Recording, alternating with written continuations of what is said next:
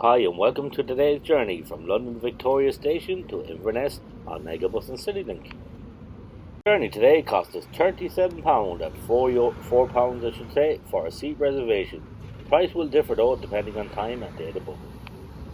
Let's enter Victoria station for our Megabus to Edinburgh and we change for Citylink bus to Inverness. You pay the one price for the journey with Megabus and the price covers the full journey all the way. See that our bus leaves at 9:30 p.m. and goes to Edinburgh and the final stop is Glasgow, but we'll change here at Edinburgh. And our bus goes to Glasgow, but as I said, we get off at Edinburgh and our bus to Inverness is an easy transfer time of only 40 minutes. What you see now our stops along the way are London Finchley Road, Sheffield, Leeds, Newcastle upon Tyne, Dunbar and then finally Edinburgh. We leave at around 9:29 p.m. or 9:30 p.m. I should say, and we should arrive in Edinburgh around 7 o'clock. That's 7 a.m. Here we take a look of our front row reserved seats for the journey for today. I have to say the bus is absolutely jammed, with most seats filled, but lucky I had a free seat beside me. There is USB charging on board this bus. And the top seats I would say have a little bit more legroom. And there is an overhead reading light and aircon if the driver ever turns it on. London Victoria on time at 9:30 p.m. on our overnight bus, but we will arrive in Edinburgh station at around 9:30 or 7 a.m. in the morning for our bus change. I must say London really is a lovely lit up place at night.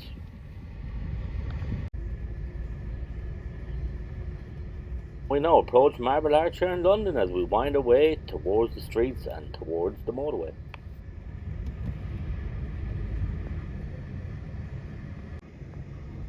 Take a look at these weird but wonderful rickshaws here on the streets of London.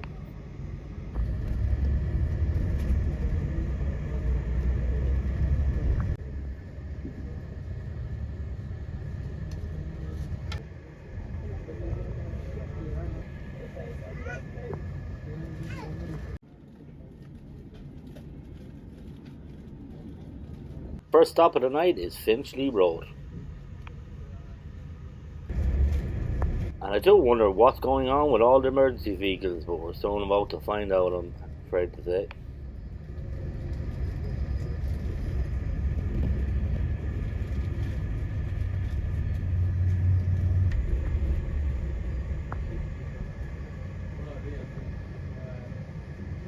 And oh no, the M1 motorway is closed due to a serious accident, so this means more time on the journey.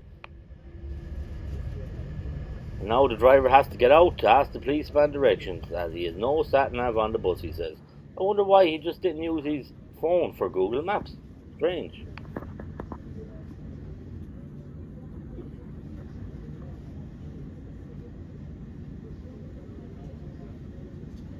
Anyway, our journey time is now increased as a result of this diversion and the bus is starting to get very hot.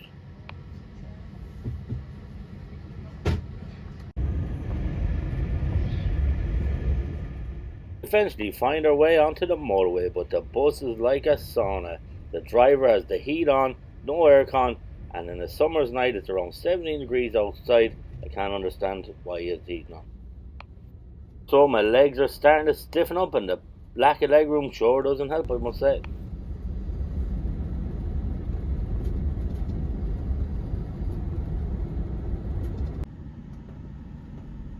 Now stop at Sheffield bus station.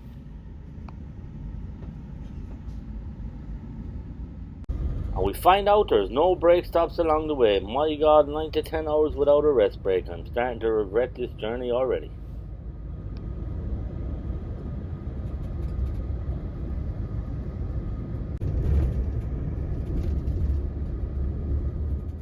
Here we approach Leeds bus station. Honestly, with the stuffiness of the bus, the lack of legroom, I was honestly thinking of getting out at Leeds and staying the night and getting a train or something to Edinburgh the next day.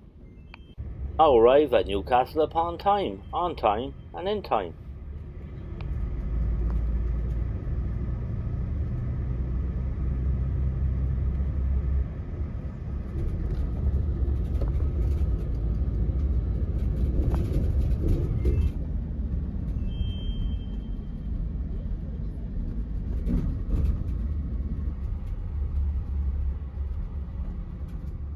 bus does have a toilet on board, but good luck finding it in the dark and crossing sleeping people. What a journey. Never again. Sun starts to rise, a welcome sight, but I sure could do with a coffee.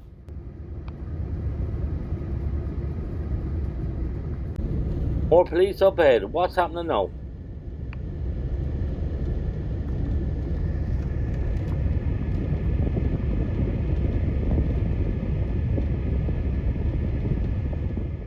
Just seems to be a traffic stop, and I must say you do see some weird things on these night journeys.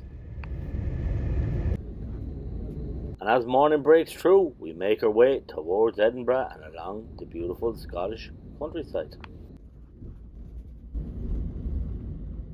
And I must say the coastline as we cross into Scotland from England is absolutely an amazing sight.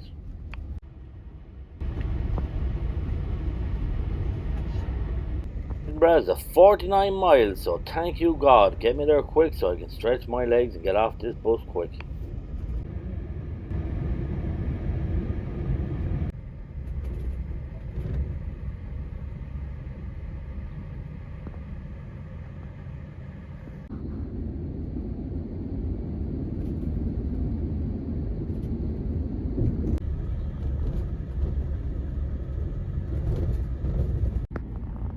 Enter the city of Edinburgh, and am I not happy to see you?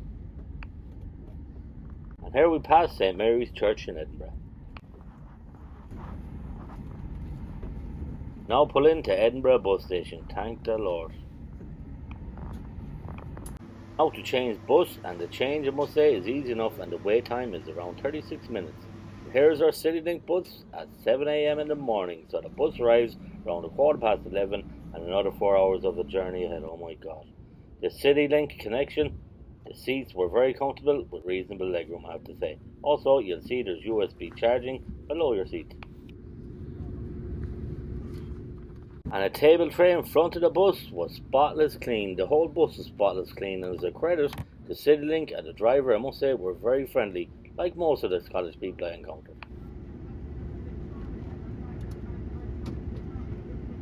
And there is undercarriage luggage storage, and inside the bus there's overhead luggage storage. And we now leave Edinburgh for Inverness, and what beautiful scenery awaits. Thank God, I think we deserve it after this long journey.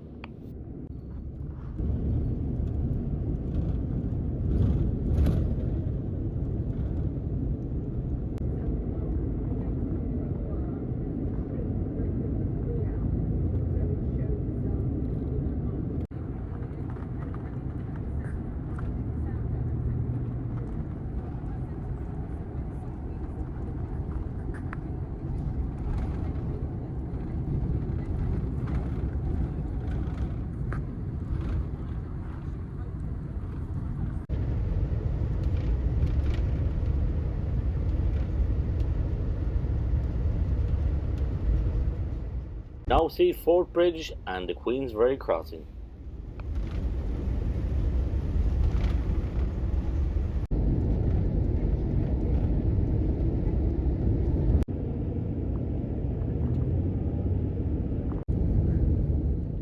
We start to see what this beautiful journey is made of. From the trip towards Inverness, the scenery just keeps getting better.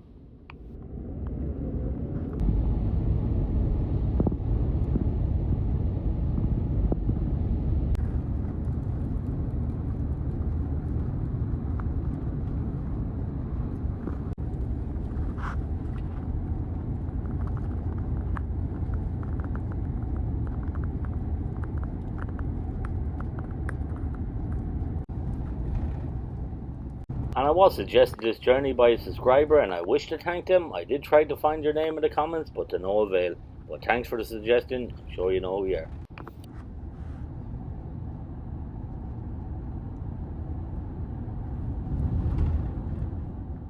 And we see the beautiful wild lavender growing along the railway track, which reminds me I only ever will do this journey again by train, as I'm sure it's a bit more comfortable, a lot more comfortable. And this journey was a challenge and a tough one, but may be a good option for persons with little cash to spare, and the bus is also popular with hikers and campers.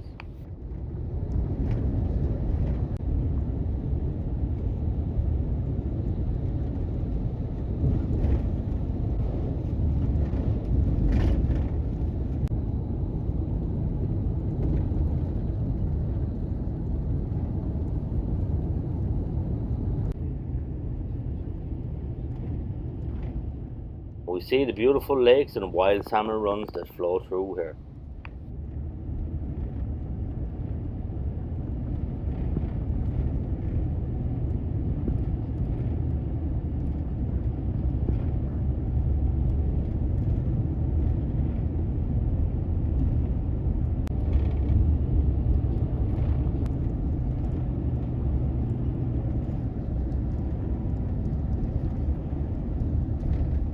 We now see an old Celtic cross, which reminds me of Scots people's ties with Ireland.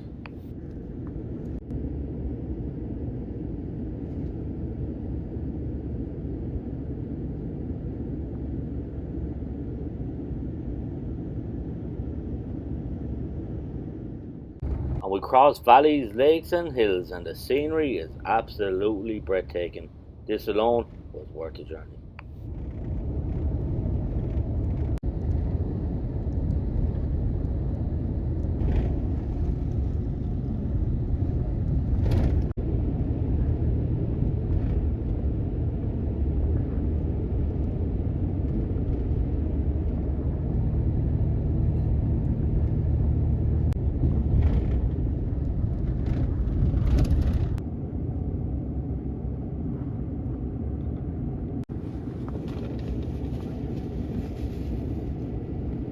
Question is, would I take Megabus from London to Scotland ever again?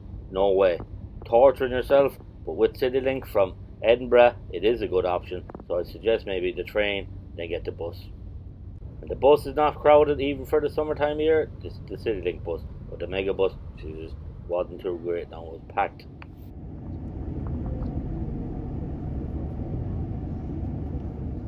We now arrive at Inverness bus station. Now we don't have much time, but we do visit Inverness market.